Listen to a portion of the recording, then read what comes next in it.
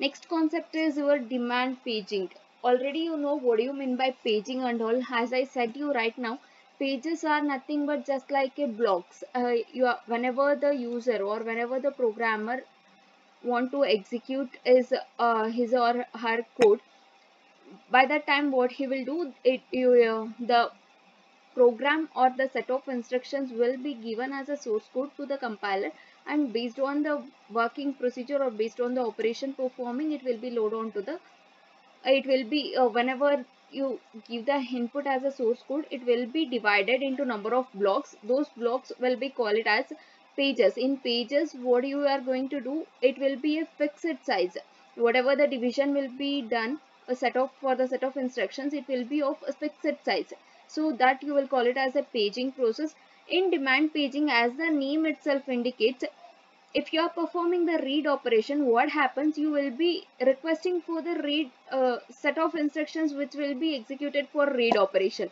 That is what it means. Demand paging, in demand paging, what you will do is, whenever the request is sent, whenever you are performing the read operation, you need the set of instructions which will be execute for which will be support for your read operation. So by that time, based on the demand, it will be loaded. The set of instructions will be loaded from secondary storage device to your primary memory. So that is what happens once the read operation is completed. Next, you are performing write operations, means that whatever the content or whatever the data stored in your primary memory for read operation, those instructions will be removed from your primary memory and it will be stored back to your secondary storage device. So this is how your demand paging will work. This is the main concept of your demand paging.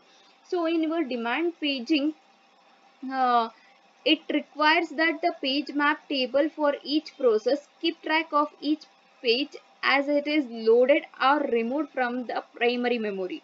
As I said, you will be keep on removing. The operating system will keep on removing and loading the required data from secondary storage to the primary storage, and even vice versa from primary to your secondary storage.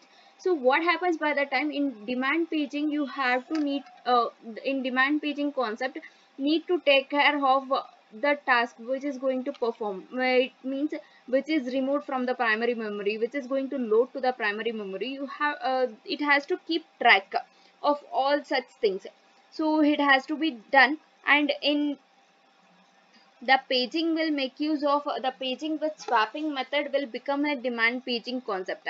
In your paging along with the swapping process, it will become a demand paging concept.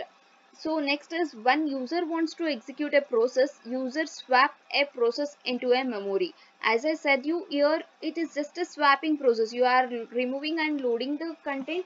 It is just like a swapping process. So in demand paging, you will be making use of a concept of swapping. Here you are making use of a lazy swapper. Is used for swapping the process into memory. Lazy swapper swaps the pages whenever it is needed. Here the swapping process, it is named as a lazy swapper. So the what is the job of that lazy swapper is, it is used to swap it is used for swapping the process into memory. Lazy swapper swaps the pages whenever it is needed. So that is all about your demand paging concept. And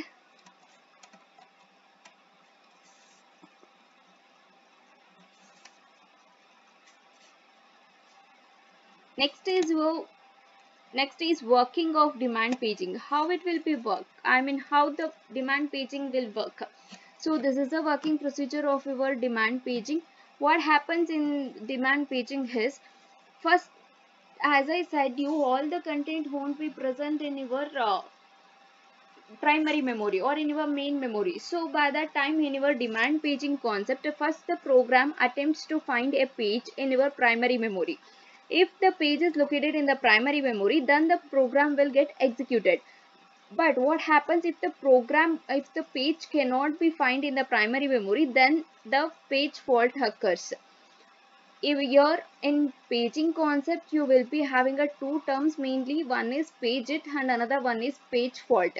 What do you mean by page fault? The page fault is nothing but whenever the operating system try to search for a page in the primary memory, if it if the required or if the requested page is not present in your primary memory, means it is specified as a page fault. And when you will call it as a page hit, whatever the process or whatever the page it is requested or searching by the operating system in your primary memory, if it is found in your primary memory, means by that time it will be known as a page hit. If there is no if the page is not present in your primary memory which is requested, it is called as page fault.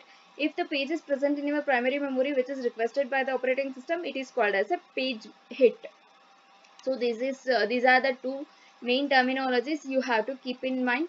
And what happens next when the if the page fault occurs, the memory reference is checked for the required page to determine it is a valid reference to the location on a secondary storage. If it is, then the page will be required page. So here in this figure you can see this. So this is the frame number, this is the page frame number, and this is the valid or invalid bit. So 0 indicates it is the page is not present in the memory, and 1 indicates the requested page is present in the memory. So using this page table entry, you can easily with along with the valid and invalid bit, the operating system can easily make out that whether the requested page is present in the main memory or not. So using this valid or invalid bit, it is very easy to set that. So if the valid if the bit for the particular page frame, if the bit is set to invalid, by the time what happens, the requested resource or the requested set of instructions will be stored to your main memory from your secondary storage. So this is what happens. And after it is storing to the main memory, the bit will be set to 1. It is nothing but it is present in your main memory. So this is how your demand paging will work using the page table with the help of your valid and invalid bit.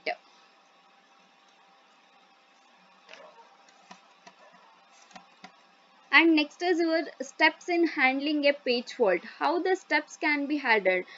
As I said, you page fault is nothing but whenever there is a missing data or whenever the requested page is not present in your main memory, so by that time you will call it as a page fault. So how to handle that page fault? Here this is the pictorial diagram to handle the page fault. For example, consider add R1. This is the instruction you are going to perform. So whenever you are going to perform, already I said this is to handle the page fault. It is nothing but it is previously it is not present in your main memory. So by that time what you will do, in the previous concept I said that you always check in your page table whether the data present in your main memory or not. So this is the, for example, this is the instruction add R1 you are going to perform. So by that time what you will do, you will check for the reference.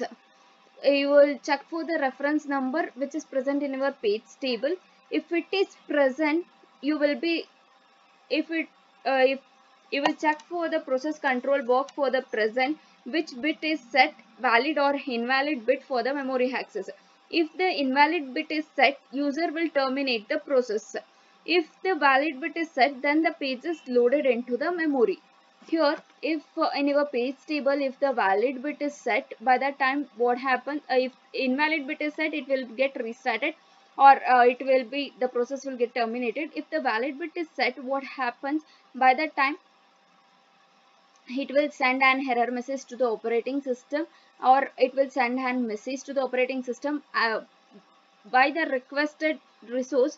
It will search for that particular page number in your secondary storage device. Once it is fetched from the secondary storage device, it will be loaded to your primary memory where the free space is present. In that free space, it will store the data or it will store that particular page to your primary memory. And after this loaded to the primary memory, you have to modify the page table. You have to reset the value, you have to reset the reference number in your page table. So this is how you can handle the page fault. If Page fault is nothing but simply you are not whatever the requested data or whatever the requested page is not present in your main memory. By that time, what you will do, you will check first you will check for the reference number in that page table. If it is valid bit, by that time you will be passing that error message to the operating system. After by operating system will search for the particular page number or particular page slot. It will be searched in your secondary storage device. Once it is searched or once it is find this page in the secondary storage device, it will be fetch the data from the secondary storage device and loaded to your primary memory where there is a free space. From the free space, once the data is loaded to your main memory in the free space, it has to modify the page table. It has to change the reference number and it has to set the bit value. So it will be modified once the data is loaded to the primary memory. The value will be modified in your page table. This is how you will be handling the page fault. Whenever the page fault occurs, you can handle the page fault in a such a way.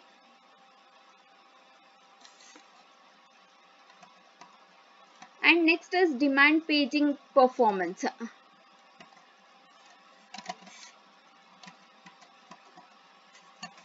So this is your demand paging performance. It is nothing but the demand paging is a solution to inefficient memory utilization.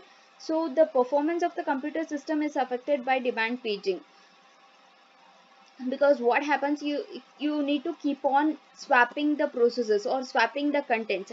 By that time, the inefficient memory utilization may be the one of the reason or one of the drawback in your demand paging.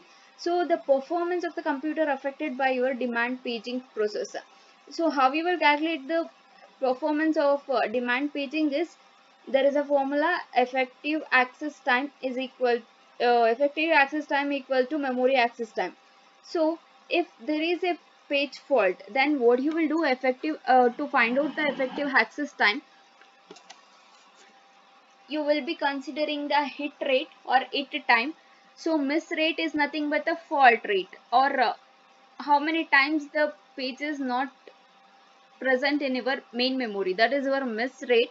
And how you will finally how you will calculate this memory access time into 1 minus p plus p. Here the p is the probability of the page fault. So for this is the example, effective access time is directly proportional to the page fault rate.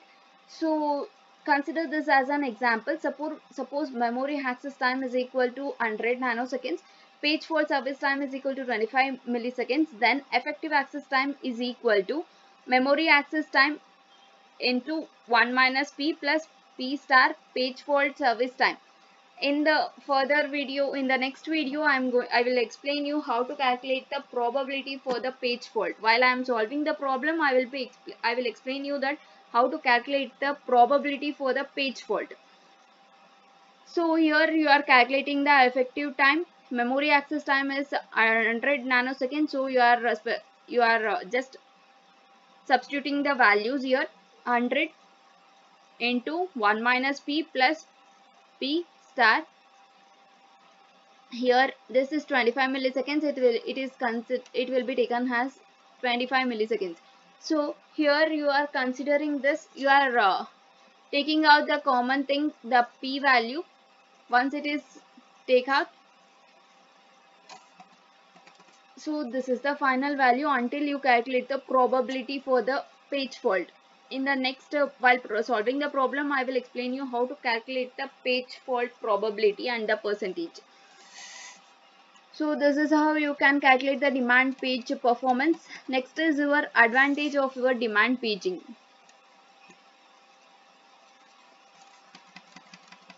So what are the advantages of demand paging is large virtual memory, and next one is more efficient use of memory. Here unconstrained multiprogramming. There is no limit on degree of multiprogramming. These are the advantages of demand paging, and the disadvantages: number of page tables and amount of processor overhead for handling page interrupts are greater than in case of a simple page management techniques. So, and next one is due to the lack of explicit constraints and a job address space size. So these two are the disadvantages of your demand paging. And comes to your next topic, comparison between your demand paging and the segmentation. Here in your previous chapter I gave you the difference between your segmentation and paging. This is also same like segmentation and paging itself. So here as I said you before, the segmentation will be divided into different blocks, but the block size will be differ for for one another. The block size will be different, but in your paging are of a same size. If whenever the pages are divided, it will be of same size, fixed size. Segmentation can be shared, pages cannot be shared, and it allows dynamic growth of segments. Page size is fixed. Segment map table indicates Segment map table indicates the address of each segment in memory. Page map table keeps track of a pages in memory.